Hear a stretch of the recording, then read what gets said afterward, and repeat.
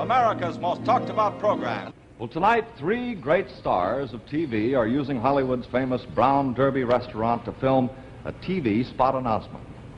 So we're going to cut in on their camera now and watch one of them get the surprise of his life when our host, Ralph Edwards, walks in on him. Here we are. I wish the food would get here. It'll be here. Well, Hello to everybody. This is me, Jerry Lewis. That's my partner, Dean Martin. And this is Uncle Milton Berle. Milton Berle. We're here at the Brown Derby because we want to tell you, ladies. Well, actually, the reason we're here is because I'm hungry. Yeah, let's eat something. I'll have a little flour. Just some flour. We're here for a reason. What do you mean? Oh, because yes. we're going to do this muscular dystrophy thing from New York about the 29th and the 30th. And the reason telethon. The reason we asked Mr. Milton Berle is because he's the first one that did a telethon, right? That's right, and he is the man that knows so much about telethons, and we figured he'd be the best man to tell you folks So, about Milton, you tell the people all about this one. I'd be very glad to if you get through talking. I'm sorry. Oh, get out. Ladies and gentlemen, Dean and Jerry are really preparing a tremendous show on June 29th at Carnegie Hall for the muscular dystrophy. Will you stop talking, please? I'm sorry. This is a 24-hour show for muscular dystrophy on behalf of This great charity, these kids that are depending upon us to do the best we can. How are you?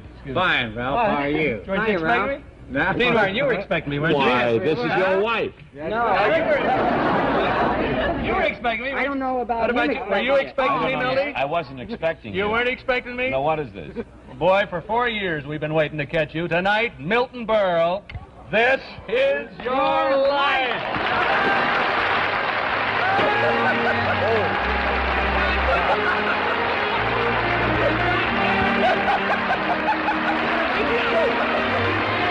Milty, did Jerry Lewis, Dean Martin. Did Dean Martin and Jerry Lewis really fool you, getting you down here, pal? I swear to heavens they got me down here. There is no such telethon. No. Yeah, there is a such telethon, but we didn't need you to tell anyone about it. The guy that can't turn down any invitation, isn't that right, Jerry? He's around all the time. My goodness gracious. Well, we're going to be on our way here. Before we grab the car, though, on our way over to the theater, I want to thank Dean Martin and Jerry Lewis. God bless you, boys. Thank We you, couldn't Ralph. have swung it without you. Good luck on the muscular dystrophy telethon on June 29th. Right on. Okay. And Irving Gray, your, where's Irving? Personal manager here, and thank you very much, executive producer. I'm sorry. Irving, thanks for all your help. Now, come along. We're going to be on our way over to the El Cap. Thanks, Dean Martin, Jerry Lewis. Thank you, pal. Ralph. Come along with us. Here we go. You In the knew meantime, about here's this, our too. good friend Bob Warren. Here we go, Milton. Now, here they are, Ralph Edwards and tonight's principal Boys, subject, girls. Milton Berle. Here he is.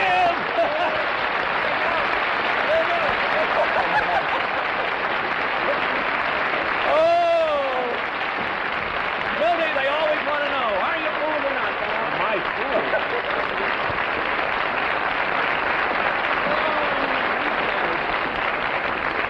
The king of television, sit down, will you please? In our chair of honor, Milton. You know, the payoff on this whole deal is that last night on Milty's program, he did a takeoff on This Is Your Life, never dreaming that tonight he'd be the subject. As a matter of fact, we figured it would work for us. This Is Your Life, Sheena, Queen of the Jungle. Yeah. Because if anything came up about This Is Your Life, you would think it had to do with last night's show. That's right. I'm overtaken. I don't know what to say. Let's begin the story of a human dynamo, the star of vaudeville and nightclubs who made television history as the first great star of television. This Is Your Life, Milton Berle.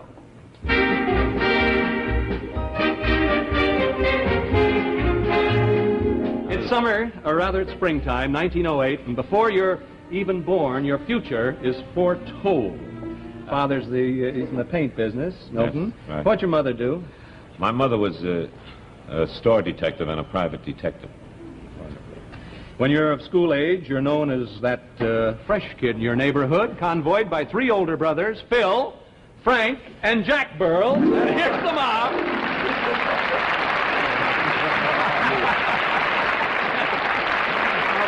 Today, Frank and Jack are members of your TV production staff, and Phil is a program executive at NBC. Do you remember Milton's first acting, Phil? I sure do.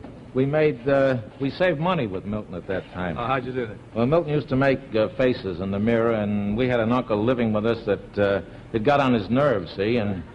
My Uncle Joe, yeah. Sort of a permanent guest there, That's right, he was a permanent guest. How'd you save money, though, that way? Well, our uncle moved out. A partnership which was to become a legend in show business was coming along, but when Milton won a contest imitating Charlie Chaplin, that's when Mom's eyes really lit up. And that was the real beginning of a partnership between Mom and Milton. Yes, a partnership which was to become, as I say, a legend in show business. How did Mom get you your first paying job in vaudeville, Milton? Well, I was about 5 years old, and this was back in 1913, and Charlie Chaplin was the big rage at the time. He made pictures like The Rink and all the, the one-reelers, and there was a Charlie Chaplin contest, I remember, and it was held up in Mount Vernon. I happened to be masquerading in my father's outfit. I took my father's pants and I cut up my mother's fur muff, and I put some mucilage on me, and I took a big chrysanthemum rose and I planted it in my lapel, and I took my father's derby, and I think I took my Uncle Joe's cane, and I hobbled down the street, and it was Thanksgiving Day, and a lot of people were following me, and this one man saw this little dopey child do this, and he followed me back. He followed me back to where I lived, and he walked in and he said to my mother, Sarah, that was Mama's name before she changed it, and to Sandra, and he said, I'd like this little boy to enter a contest, and the contest was held in Mount Vernon. Yeah. And was this man's name E.W. Wolf? No, this was not E.W. This is a little later after E.W. Wolf. I see. This is before E.W. Wolf. Yeah. This was up in the Bronx. I see. E.W. Wolf was the man who saw you when you were entertaining the soldiers. I was entertaining the soldiers at Camp Upton and Camp Dix during the First World War, and this E.W. Wolf saw me. He's from Philadelphia. He was from Philadelphia, and he put me in a kid act called The Melody of Youth. And I was in a lot of kid acts for him, Tidbits and Ting-a-Ling. And Well, Milton wasn't bashful about being a boy actor, was he, Jack?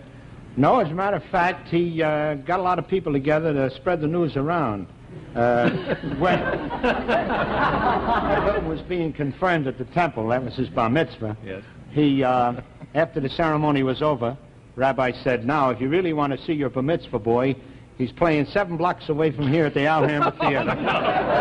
Mom got your parts in the early silent pictures, Perils of Pauline and all that. Thank you, Phil, Frank, and Jack Berle. You'll see Brother Milton a little later.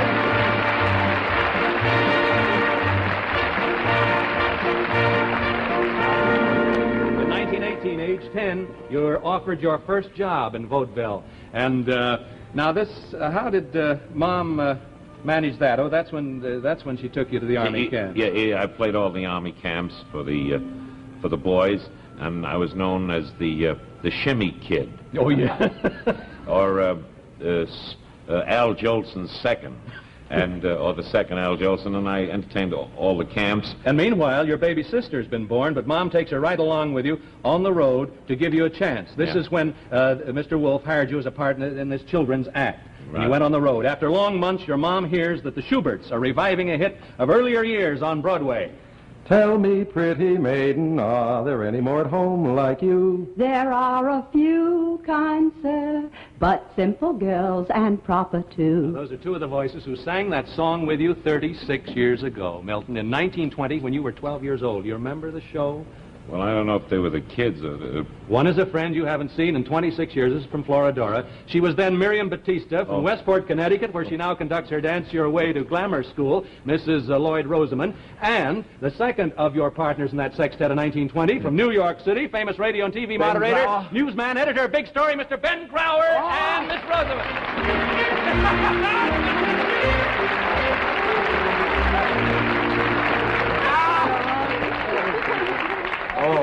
Milton, we're wearing the same costumes we wore then, so you can remember how you looked when we all sang the Florida. If you think of a sketch now, just look at that picture of us, all the way we were together in 1920. Yeah. Which one's Milton? Which one is Milton? Way over at the end. Right at the end. Yeah, I was mugging. Right. There's a great story that goes with this if you want to hear it. Can we hold it just for a second? No, I'd like to tell it. All right. I'll hold it. Go ahead. But I remember a quickie, Milton, in the dressing room one night, you said, I'm going to be tops in this business. My mama says so. That's right. What's the story, Milty? Well, the story was opening night in this Floridora sextet. We all did the same dance. It was the Floridora sextet step. And my mother took me on the side before we went on. She said, look, what foot do all the kids start with when they make their entrance? And I said, we start on our left foot. She said, well, when you walk on tonight, use your right foot. So I said, well, Mama, what do you mean use my right foot? I'll be out of step. She said, that's the idea. And I was all out of step. They were all out of step but Milton. And so I could get the attention. And do you remember that night? And that was 1920. Yes, indeed. And Mrs. Lloyd Rosamond and Ben Grauer, members of the original Floridora sextet with Milty. We'll see you a little later there. And Mommy of yours was pretty smart, you know, with that out of it. After Floridora, you and Mom land a deal. She lands another deal for you, this time a double act that gives you name billing. Excuse me, is this the office of David Belasco? Well, now that should hark back to the opening lines of your act. Oh, my goodness. With a voice you first heard Elizabeth Kennedy. 33 years ago. It's the girl who toured for 4 years with you in the hit act of Kennedy and Berle. Here from Chicago is Elizabeth Kennedy, now Mrs. Al Schneider. And here's Elizabeth.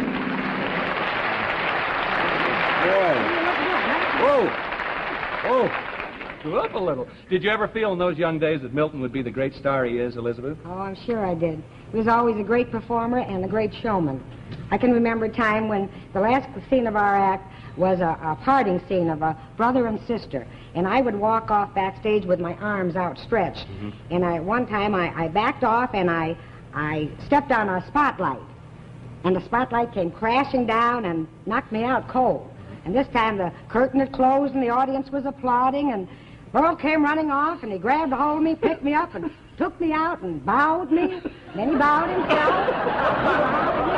Then he bowed himself, and then he got off stage and he said, "Hey, Kennedy, are you hurt?" That's the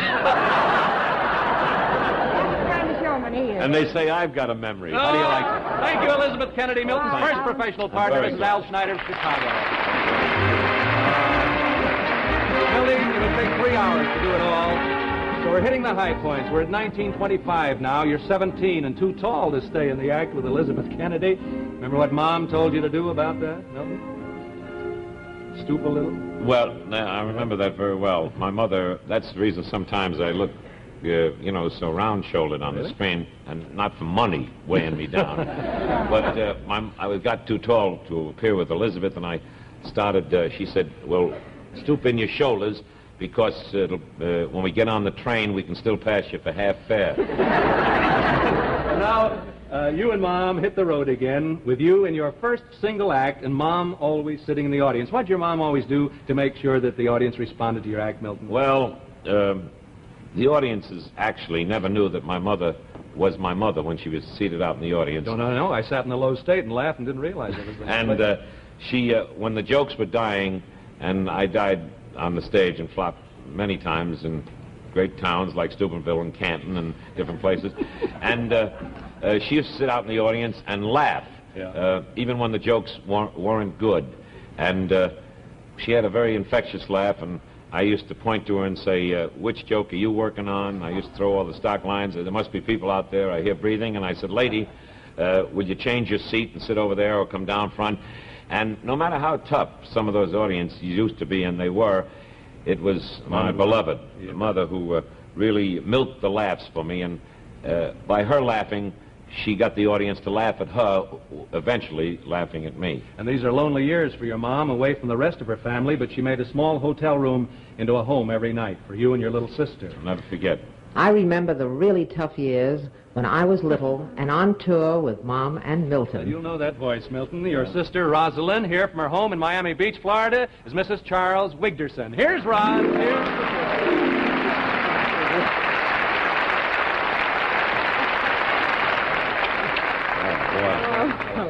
What were the tough times like, Rosalind? Oh, well, I can remember days when we split one egg for breakfast. How about it? One egg, that's right. And, well, few nights, many of them, that Mom, Milton, and I all shared, we tried to share, one upper berth.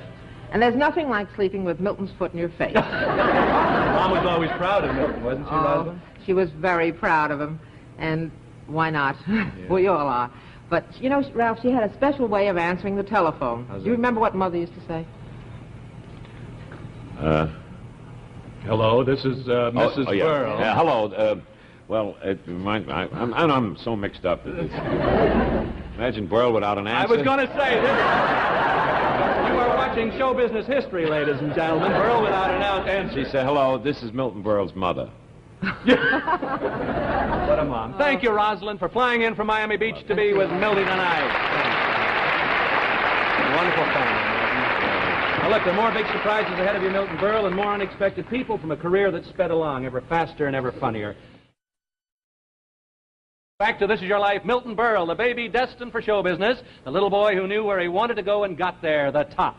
1930, at only 21, you reached the pinnacle of vaudeville with your single act at the Palace Theater, New York City. And someone who remembers you then wants to speak to you. Now, hear from her engagement at the Rancho Don Carlos in Winnipeg, Canada herself. A well-remembered subject on This Is Your Life, author of I'll Cry Tomorrow, is Lillian Roth. Hey, Milty, darling. I wish I could be with you. But, you know, I'm way up in wonderful Winnipeg, Canada. But I'm still with you.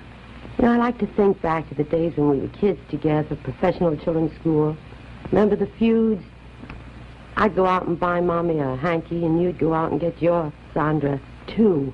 And then I'd get a ring for Mother, and you'd get a bracelet and a ring for yours. And then when we finally made it, remember the thrill when we gave our mothers mink coats? Well, one day our feud was over, and I needed help. And, Milty, I'll never forget your words. Once a star, always a star. They helped. Thank you for giving me many happy tomorrows. May you have them too. Bye, Milton. Thank you, Lillian Roth. Way up there in Winnipeg. In the 1930s, Milton, your name in a vaudeville theater or nightclub is a surefire guarantee of sellout business.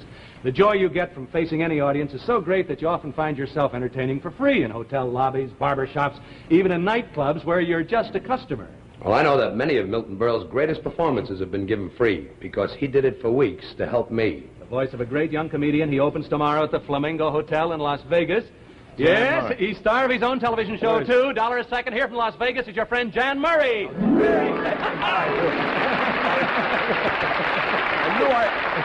didn't get in touch with me. I knew something. Milton helped a lot of young comedians, didn't he, Jan? He certainly did, and he still does, Ralph. But Milt, I want to just bring up one quick incident that maybe you have forgotten.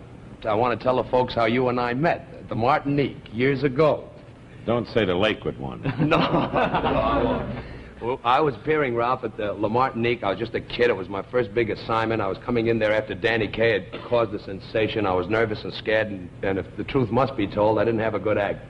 And, you know, all these hard critics were sitting out there, these tough New York audiences, and I went out for about 10 or 15 minutes. I really died. And Milton Berle was there as a customer, sitting out front, and he had a great deal of heart and sympathy. He understood what I was going through, and he started to kid me. And he opened it up, and I started to answer him. Before you know it, there was a lot of laughs, and I didn't go off in disgrace. So after the show, I knew Milton Berle's a great star. I admired him for so long. I went over to the table, and I introduced myself, thanked Milton, and this guy made an appointment with me, this busy man, a great star, was at the Ziegfeld Follies at the time, made an appointment for the following day. He spent 3 afternoons with me, helped me with my act, revised my act, gave me new material.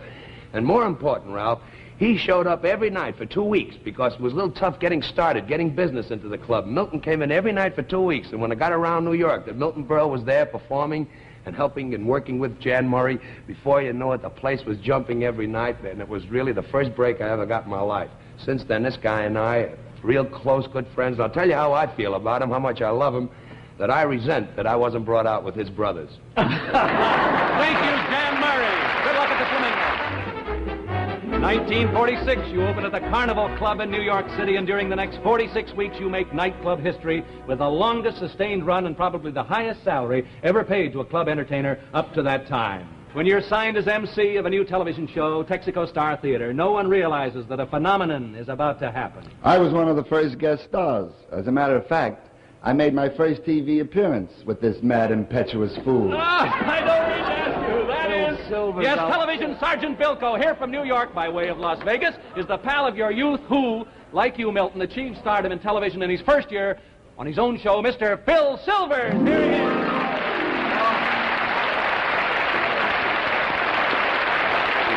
You're knocking me dead. Sit down. What's it like working with Milton on the Texaco Star Theater, Phil? What's it like? It's like being in an air raid with a paper hat. But you see, Milton is a perfectionist, and he's dedicated that the laugh must come off with precision. And so in the Texaco show, Milton ran the lights, rehearsed the camera, showed the musicians, did everything but the laundry. And what might be interesting to you, Ralph, is while I was working for Milton as his guest star, I was gathering material without knowing it for a show that was forthcoming called Top Banana, which I fashioned after Milton. And at that time, the words Top Banana were not too well known, and now it's part of our American wordage. And one day, playing golf with Milton, he saw the notice that I was to do a show called Top Banana, and Milton said, "Phil, what does that mean, Top Banana?" And I thought, well, I better tell him myself. There are too many railbirds around like to be vicious. So I told him with as much compassion as I could. I said, Milton is about a fellow who's been on the stage since babyhood, dedicated to the laugh at anybody's expense. The laugh must come. The audience must be entertained. So what chance did he have to develop into what passes as a normal human being? And Milton looked at me and says, Phil, I know fellas just like that. The results of your TV show, Milton, are astounding. Business of all kinds falls off on Tuesday nights. Movie attendance drops. Tuesday becomes Berles Day. Isn't that right, Phil Silvers? Well, until last year, yes. I say that Milton and I, they've tried to create a feud with us. They haven't got a chance in a million. Because this is the man, single-handedly responsible for more sale of television sets than any other individual in the history of show business. He paved the way for whatever glory we may be sharing. We should all be eternally grateful to Milton. Thank you, Phil Silvers. Thanks so much. 1949, 1950, you do the first telethon in history, and many other shows. You can always be counted on to do a benefit for a worthy cause.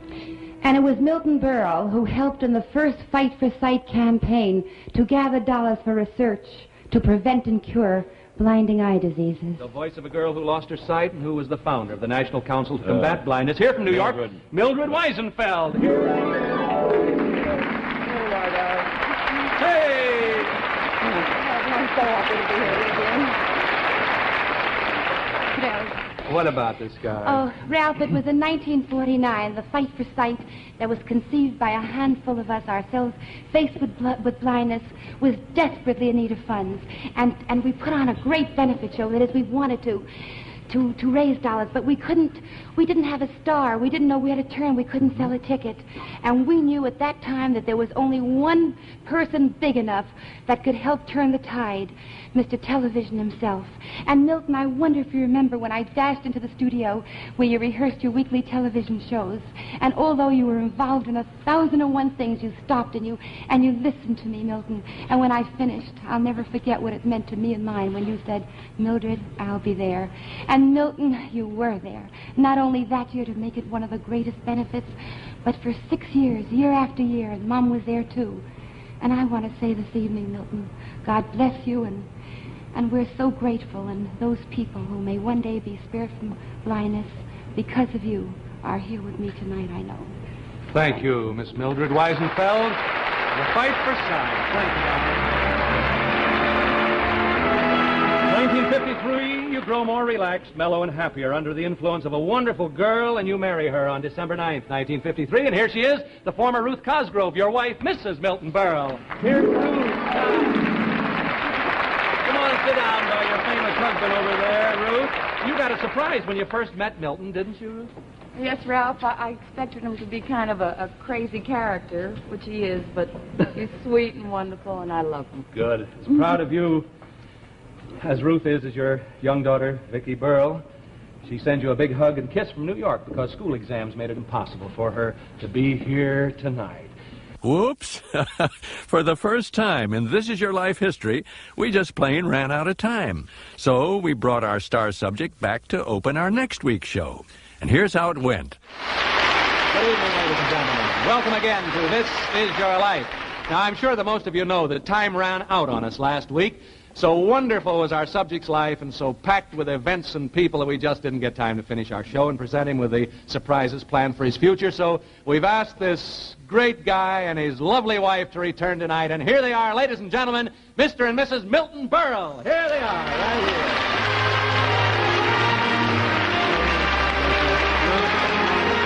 I just can't tell you how wonderful it was. Letters from all over the country, people... If they can love you more, they do, Milty. You're really great. You know, this is you're a pioneer in television. This is another pioneering thing, really, for you.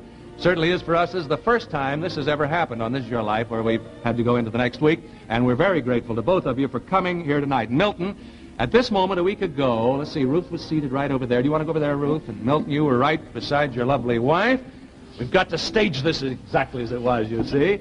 You were sort of dazed with surprise, old boy. And unbelief, weren't you? Well, quite a lot. Well, look at my nails. They're growing back now. Well, the great line was, he says, imagine Berle without anything to say, you know. That people have been talking about that. The privilege and the honor of having you here was certainly ours, Milton Berle. Thank you very much. Now, Milton, so you can relive your reunion with your family and friends, this seems like the end of the show. Don't go away if you've just tuned in, ladies and gentlemen. This is the beginning. Crest will present you with a sound film of the whole program. For Mrs. Berle, Ruth Marshall Jewelers of New York City have created this gold charm bracelet with each charm marking a step you took Milton to the very top of show business. Your theatrical club, Milton, thank you very much. The famous Friars Club means a lot to you, we know. After years of leadership as abbot, your fellow members elected you abbot emeritus of the club. Great, high honor. So Crest has commissioned the nationally known artist David Immerman to paint your portrait, and that portrait of you will hang in a place of honor in the new Friars Club building in New York City. Fabulous. And Studio 6B at NBC New York is where you started your first great TV series, Milton, in appreciation of your great contribution to our industry. NBC is erecting a bronze plaque outside Studio 6B, which will say, in this studio, Mr. Television, Milton Berle, made television history. A dedication ceremony will be held when you return to New York. Thank you very much. And Milton, there's another portrait which David Immerman has completed and brought here to unveil tonight. We didn't want to keep it from you last week, so we did show you this last week, and pictures were taken, shown all over America. No face could be dearer to you than the one whose image he has captured. Here is a gift to you from Crest. It's a painting of your beloved mother, your mom, Sarah Berlinger. And isn't it a wonderful, wonderful thing? Come on over and sit, Mother. Hello, David. David Immerman. Hello, wonderful. This Thank you so much. is your life, Milton Berle. A good laugh is sunshine for the spirit and lengthens life, they say. Through your wit and your humor, you have given this priceless gift of laughter to your fellow man. God bless you.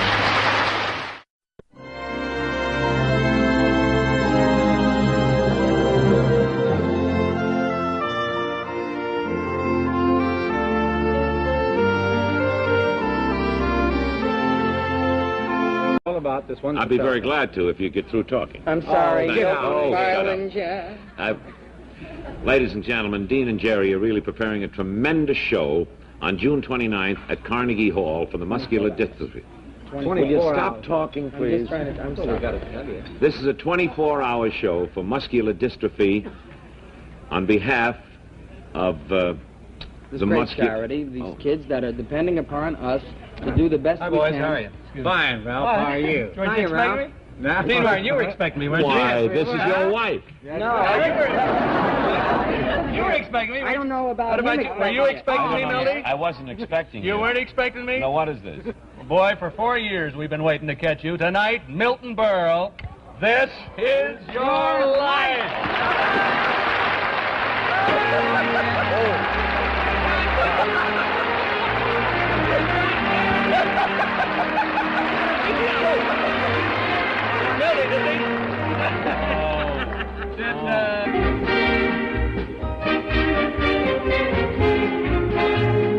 It's summer, or rather it's springtime, 1908, and before you're even born, your future is foretold. Father's he's in the paint business, Milton. Yes, right. What'd your mother do? My mother was A store detective and a private detective. When you're of school age, you're known as that fresh kid in your neighborhood, convoyed by 3 older brothers, Phil, Frank, and Jack Berles. And here's the mob.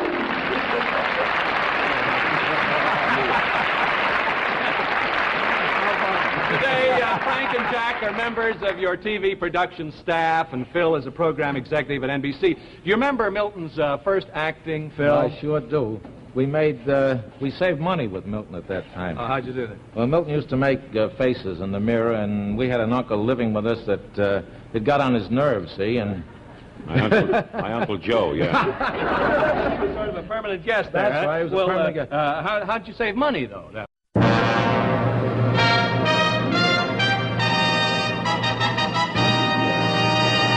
This is Your Life, America's most talked about program. Well, tonight, 3 great stars of TV are using Hollywood's famous Brown Derby restaurant to film a TV spot announcement.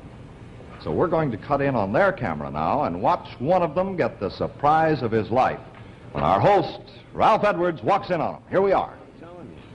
I wish the food would get here. It'll be here. Well, Hello to everybody. This is me, Jerry Lewis. That's my partner, Dean Martin. And this is Uncle Milton Berle, Milton Berle. We're at the Brown Derby because we want to tell you, ladies. Well, actually, the reason we're here is because I'm hungry. Yeah, Let's eat something. I'll have a little flour. Just some flour. We're here for a reason. What do you mean? Oh, because yes. we're going to do this muscular dystrophy thing from New York about the 29th and the 30th. And the reason telethon. The reason we asked Mr. Milton Berle is because he's the first one that did a telethon, right? That's right, and he is the man that knows so much about telethons, and we figured he'd be the best man to tell you folks so, about Milton, you tell the people... Tonight's principal subject, Milton Berle. There he is!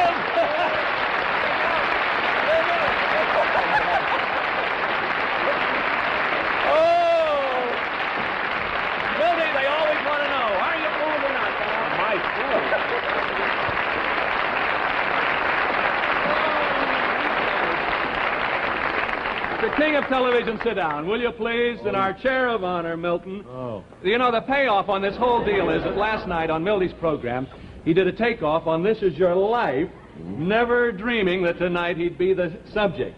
As a matter of fact, we figured it would work for us. This Is Your Life, Sheena, Queen of the Jungle. Yeah. Because if anything came up about This Is Your Life, you would think it had to do with last night's show. That's right. I'm overtaken. I don't know what... Let's begin the story of a human dynamo, the star of vaudeville and nightclubs who made television history as the first great star of television. This Is Your Life, Milton Berle. Jerry Lewis, Dean Martin. Did Dean Martin and Jerry Lewis really fool you getting you down here, pal? I swear to heavens they got me down here. There is no such telethon. No? Yeah, there is a such telethon, but we didn't need you to tell anyone about it. Can't turn down any invitation. Isn't that right, Jerry? He's around all the time. My goodness gracious. Well, we're going to be on our way here. Before we grab the car, though, on our way over to the theater, I want to thank Dean Martin and Jerry Lewis. God bless you, boys. Thank you, couldn't Ralph. have swung it without you. Good luck on the muscular dystrophy telethon on June 29th. Right on. And Irving Gray, your, where's Irving? Personal manager here, and thank you very much, executive producer. I'm sorry. Irving, thanks for all your help. Now, come along. We're going to be on our way over to the El Cap. Thanks, Dean Martin, Jerry Lewis. Thank you, Al. Come along with us. Here we go. In the meantime, here's our good friend Bob Warren. Here we go, Milton. Now, here they are, Ralph Edwards